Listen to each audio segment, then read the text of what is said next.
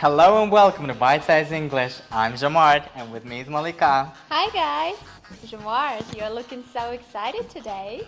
I am. It's just because my favorite football club won the game yesterday. Wow, congratulations! What is your favorite club? It's Manchester United. It's the best English club ever. What?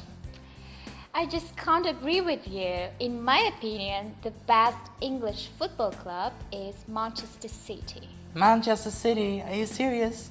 Okay, pause.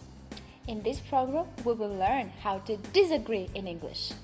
Play! I can't believe you like Manchester City. Jumar, before we continue discussing this intimate topic, let's look at some helpful expressions to use when you think someone is wrong and you want to disagree with them. Okay, first you state your opinion and say, in my opinion, if you want my honest opinion, if you ask me. After that, you ask for your friend's opinion. What do you think? Do you agree? Your friend can express disagreement. You're probably right, but I'm afraid I have to disagree. Not necessarily. That's not always true. Now, I'm not so sure about that. But you don't want this conversation last forever. So, in order to settle an argument, you may say, let's just move on, shall we? Now, let's go back to our conversation about football.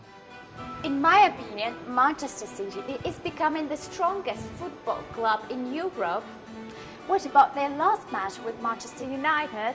Do you remember the score? It was 0-3 in favor of Manchester City. What do you think about that? I'm afraid I have to disagree that Manchester City is the strongest football team in Europe. One single match doesn't count. You're probably right, but if you want my honest opinion, after Sir Alex Ferguson left after 25 years as a manager of Manchester United, it hasn't won any serious match with real contenders for the championship. Not necessarily.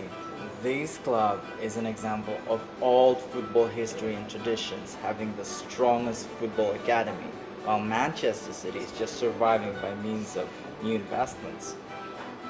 That's not always true. Manchester United also started with some investments when they didn't have any football history and academy. I'm not so sure about that. You and I aren't on the same page about this. So let's just move on, shall we? Let's talk about something else. What about the history of diplomacy? The art of polite disagreeing plays an important role in diplomacy, which involves countries making agreements with each other or when they do not. Diplomacy is the talk between two or more countries' heads of state. Sometimes these talks are about trade or business, and sometimes they're about war and peace. Diplomats are people that are sent from their home country to meet with and talk to diplomats from foreign countries. Diplomats in the Mongolian and Turkic cultures were considered inviolable. One of the most terrible and unforgivable sins was killing the ambassador, the senior representative of his country in another country. Now, Malika, before we go, would you remind us of today's disagreeing related words? Of course, for stating your opinion, you can say, in my opinion. If you want my honest opinion, if you ask me.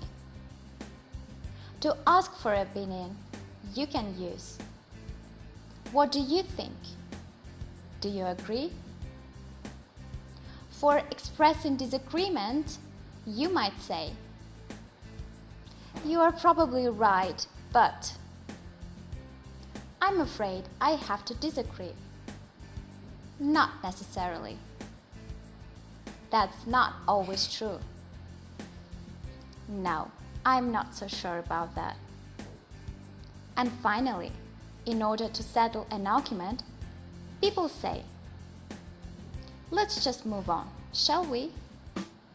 Great. Thank you, Malika. And thanks everyone for watching. Join us again for more Bite Size English. In case if you disagree with something seen in the program, don't hesitate to tell us on our pages on Facebook and vk.com. Bye!